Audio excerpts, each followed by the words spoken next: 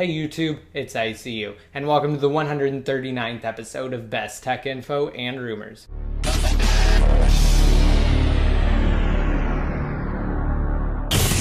Alright, and to start off, I wanted to preface by saying that today's episode will be slightly shorter than normal, so let's just go ahead and start right now. So first off, next month, during Apple's annual WWDC, or Worldwide Developers Conference, the company will unveil the next major installment to iOS, being iOS 7. Now, Apple has more riding on the next major iteration of their mobile operating system than some would think. While the next generation iPhone is also crucial to Apple's success, a large number of customers are turning their gaze towards iOS. So with customers hoping that the next significant update will bring a number of welcomed improvements to the mobile ecosystem that Apple has done such a great job of establishing these past 7 years, they really need to hit it out of the park, so to speak, with iOS 7. Last year, as part of a corporate restructuring, executive Jonathan Ive, who's the senior vice president of industrial design at Apple, became the leader of software design groups at the company. And over the past few months, a number of reports have surfaced pertaining to how Ive will redesign iOS with a new and, quote, very flat approach. And yesterday, a very impressive concept was posted as to how the term flat may apply to iOS 7. And while the concept is definitely high quality, they may have taken the term flat too literally,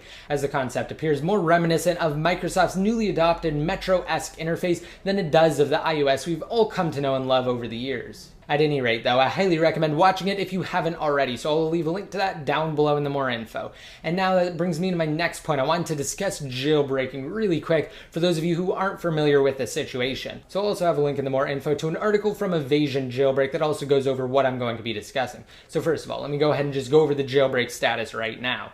iOS 6 can indeed be jailbroken on any iOS device so long as it's powered by iOS 6.0, 6.0.1, 6.0.2, 6.1, 6.1.1, or 6.1.2.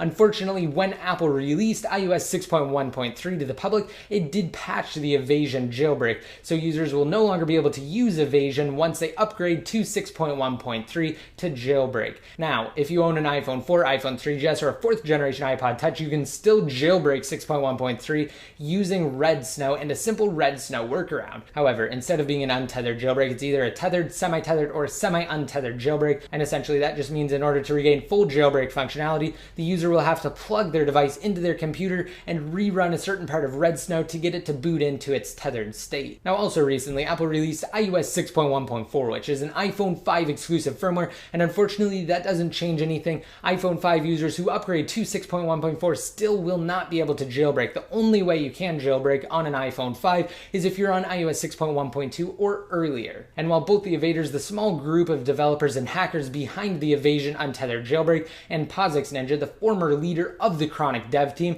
who's responsible for the development of tools like Green Poison and Absinthe, have both confirmed that they will indeed develop future untethered jailbreak utilities, they're going to wait until the days of iOS 7 before releasing anything to the public. And that's simply because they haven't deemed iOS 6.1.3 and now 6.1.4 worthy enough to release a new jailbreak, which again would take extra vulnerabilities that they've either spent weeks or months discovering.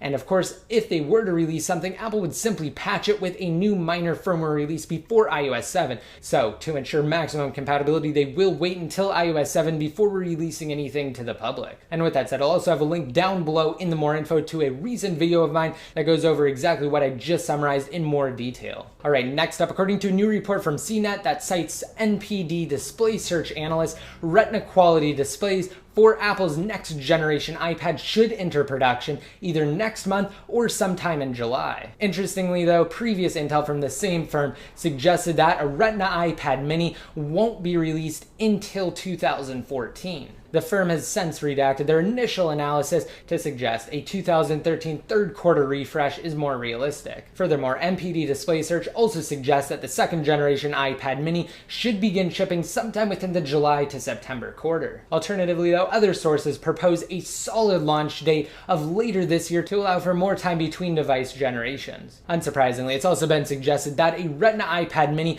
will adopt the same 2048 by 1536 Retina resolution as the full-sized iPad. However, a Retina iPad mini, which would feature a 7.9-inch display, would have a higher pixel density than the full-size iPad, which features a 9.7-inch display, simply because it's the same resolution crammed into a smaller screen size. And of course, maintaining the same resolution across Apple's size-differing iPad models is the only logical move, as it will allow developers to continue creating apps for a single screen size, which will effectively allow for higher quality applications. Alright, next up, earlier this week, Apple placed a pre-celebratory announcement on their site for the company's next major milestone in App Store downloads. Within only 4 months of announcing that the App Store had surpassed a mind-boggling 40 billion unique downloads, excluding re-downloads and updates, Apple is preparing to commemorate 50 billion total unique downloads with the new giveaway. Now, upon reaching the App Store's next major achievement, Apple will give the lucky user who downloads the 50 billionth app a $10,000 iTunes gift card. Additionally, instead of only giving one gift card away, Apple is prepared to give away 51 total gift cards for their new contest, with users who download the 50 apps following the 50 billionth app downloaded receiving $500 iTunes gift cards. And additionally, Apple has placed an animated counter and a cool slideshow on the main page of their site for now, which features a few incredible facts that aid in the appreciation of just how massive a milestone 50 billion app downloads truly is. And at the rate apps are being downloaded now, Apple will easily surpass the roughly 15 billion apps that were downloaded in all of 2012. Alright, and finally, if you guys haven't seen my recent video where I compare Samsung's all-new Galaxy S4 flagship smartphone against Apple's iPhone 5, then just be sure to check it out. Also, don't forget, it's not too late to enter into my $100 Amazon gift card giveaway. Just be sure to rate this video up and hit that subscribe button to be notified every time I release new videos, and also leave a relevant comment down below in the comment section. If you don't know what to leave in the comment section, try answering the question of the day. So are you guys jailbroken, and if so, which firmware are you jailbroken on? Just be sure to let me know in the comment section or on Best Tech Info. And finally, to be updated more often, just be sure to like me on Facebook, follow me on Twitter, and add me in one of your circles inside of Google+. And until next time, this is ICU signing out.